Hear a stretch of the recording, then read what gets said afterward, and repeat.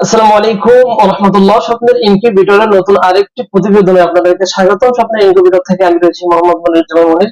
আলহামদুলিল্লাহ, দর্শক দেখতে পাচ্ছেন সরাসরি আমাদের ইমরান ভাই মাগুরা সদর ইসাকা দেখেছেন স্বপ্নের ইনকিউবেটর এন্ড পোল্ট্রি সামগ্রী সব কিন্তু উনি সরাসরি ভিজিট করেছেন। তো আমরা ওনার পুরো জীবন বৃত্তান্ত এবং ওনার গল্পটা কিন্তু আমরা তুলে ধরবো। আশা করছি পুরো ভিডিও তুলে থাকবে, কোনো অংশ করে স্কিপ করবেন না। আসসালামু আলাইকুম ওয়া রাহমাতুল্লাহ। ওয়ালাইকুম ইমরান আসসালাম ভাই ওয়া কেমন আছেন? রাহমাতুল্লাহি ওয়া বারাকাতুহু। আলহামদুলিল্লাহ ভালো আছি। আপনি ভালো আছেন? আলহামদুলিল্লাহ। তো ইমরান ভাই, প্রথমে আমাদের অডিয়েন্স যারা আছে তাদের কাছে একটু আপনার পরিচয়টা তুলে ধরবেন আপনার মুখে। আমার নাম হচ্ছে আল ইমরান, বাসা আলাইপুর, জি, মাগুরা সদর। এই মাগুরা সদর, মাগুরা। তো ভাই আসলে আপনি কি করেন? বেসিক্যালি আমি জব করতাম একটা বেসরকারি কোম্পানিতে। জি জি বাবা মারা যাওয়ার কারণে এখন বর্তমান বাড়িতে আছি। জি জি আর বাবা মনে করেন যে একটা মুরগির ফার্ম, জি জি আমার গরু ছাগল জি। এগুলো আছে, তো এখন এগুলোই দেখাশোনা করতেছি। তো আসলে তো অনলাইনে আপনি যেহেতু ইনকিউবেটরের নিয়ে আপনি কাজ করতে চাচ্ছেন, আমরা যতদূর শুনেছি আপনি দেশি মুরগি নিয়ে কাজ করতে চাচ্ছেন। তো আসলে এই ইনকিউবেটর, তো অনলাইনে অসংখ্য ইনকিউবেটর আপনি দেখেছেন, কিন্তু কেন স্বপ্নের ইনকিউবেটরকে আপনি বেছে নিলেন, যদি সেটা একটু ক্লিয়ার করতেন। ব্যাপারটা হচ্ছে কি, আমি এই মানে ইনকিউবেটরটা নেব, জি এটা আমি নেটেও দেখছি।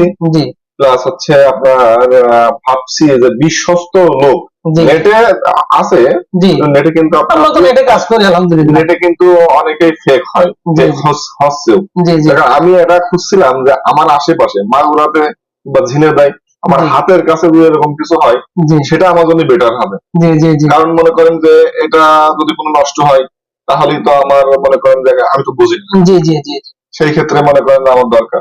জি যার কারণে আমি খুঁজছি, জি জি মনে মনে খুঁজতে খুঁজতে আমি মনে করেন যে ঝিনাইদহতে একটা দোকানে ফিড নিচ্ছিলাম। জি জি ওইখানে ভাইকে বলছি যে ভাই, আমার একটা ইনকিউবেটর দরকার, জি জি 200 বা 300 এরকম। জি জি তখন ওই ভাইটা আছে আপনার একটা নাম বললো, বললো যে ইমাম সাহেব, জি উনি এরকম ফেসবুকে দিয়েছে, প্লাস ওনার বেশ জনপ্রিয়তা আছে। জনপ্রিয়তা আছে।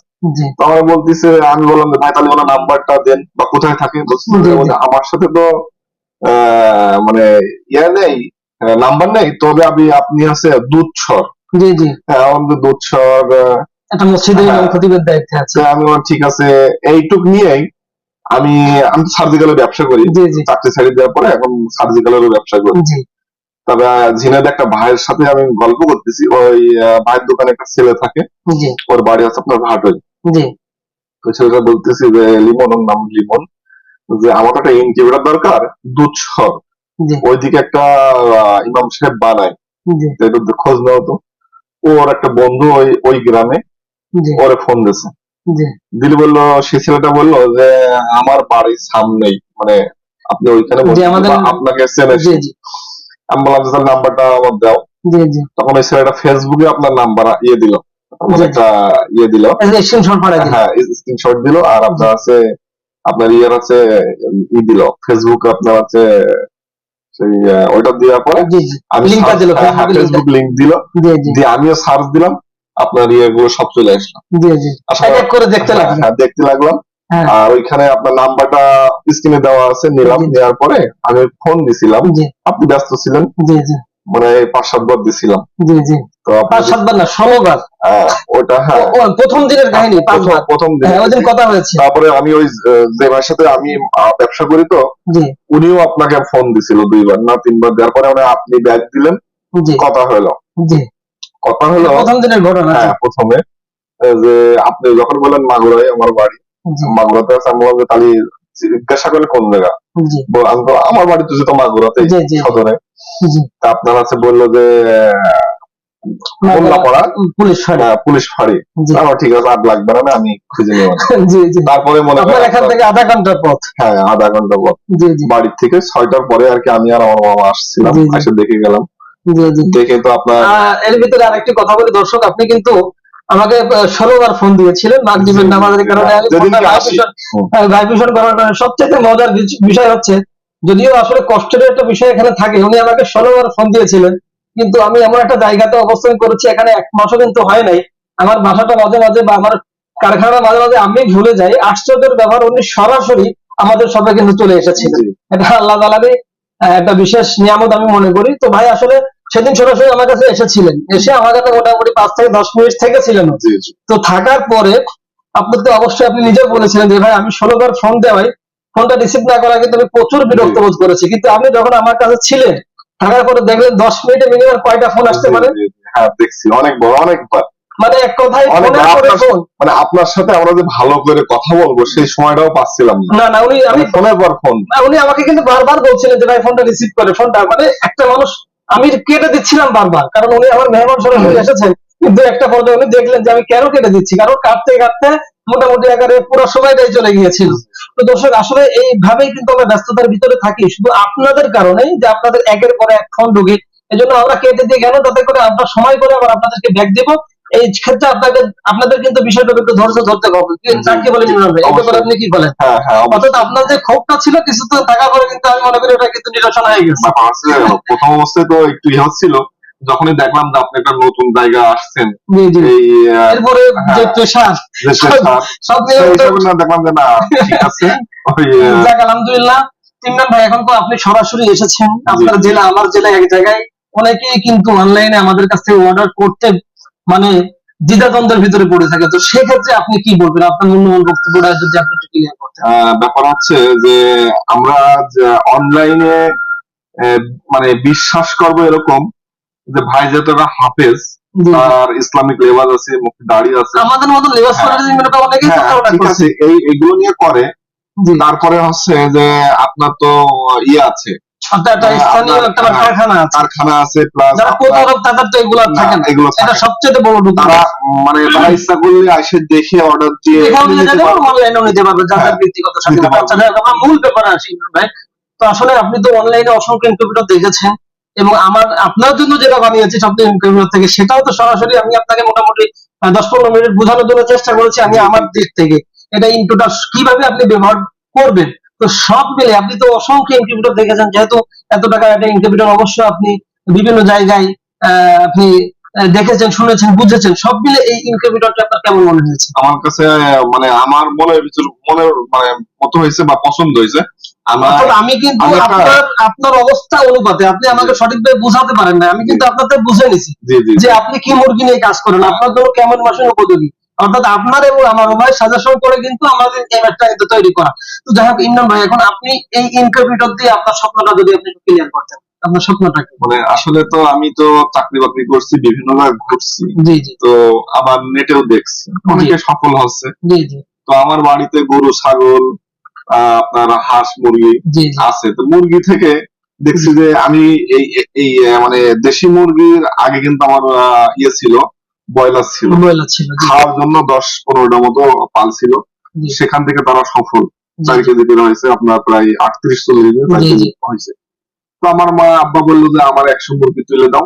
জি আপনাকে বলবো। হ্যাঁ, না আমি বললাম পারবা তো? বললো হ্যাঁ পারবো। আমি বললাম, শোনো 10-15টা পোষার ব্যাপারটা আলাদা, আর যখন 100টা পুষবো তখনকার ব্যাপারটা আছে আলাদা। জি জি জি তবে এই মুরগির যে এই ব্যাপারগুলো, এগুলো ট্রেনিং প্রাপ্ত হলে সব থেকে বেটার হয়। সবচেয়ে বেশি ভালো হয়। তো ব্যাপারটা হচ্ছে কি, আমার আব্বা আমি ঝিনাইদহ থাকি, জি তো খোঁজ নিলাম যে মুরগির বাচ্চার রেট কম।